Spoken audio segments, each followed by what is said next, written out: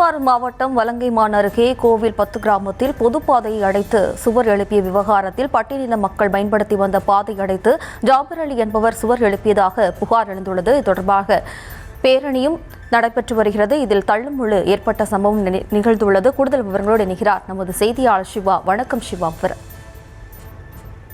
வணக்கம் மேடம். திருவாரூர் மாவட்டம் வலங்கைமான் பேரூராட்சிக்கு உட்பட்ட 14வது வார்டு கோவில் 10 கிராமத்தில் பட்டியலின மக்கள் பயன்படுத்தி வந்த பொது பாதையை அடைத்து தீண்டாமை சுவர் கட்டிய செல்வமணி நகர் உரிமையாளர் ஜாஃபர் அலி என்பவர் மீது நடவடிக்கை எடுக்க கோரி தமிழ்நாடு தீண்டாமை ஒழிப்பு முன்னணி அமைப்பினர் ஆர்ப்பாட்டத்தில் ஈடுபட முயன்ற போது காவல்துறையினருக்கும் போராட்டக்காரர்களுக்கும் இடையே தள்ளுமுள் ஏற்பட்டது.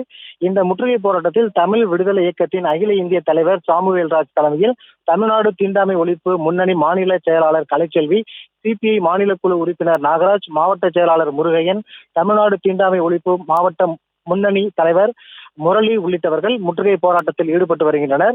இவர்களுடன் தமிழ்நாடு விவசாய தொழிலாளர் சங்கத்தினர், அனைத்திந்திய ஜனநாயக மாதர் சங்கம், விடுதலை தமிழ் புலிகள் கட்சி உள்ளிட்ட அமைப்பினரும் இணைந்து தமிழக அரசே பொது பாதையை திறந்துவிடு, தீண்டாமை சுவரை அகற்றிவிடு என்ற கோஷங்களை எழுப்பி முற்றுகை போராட்டம் நடத்தி வருகின்றனர்.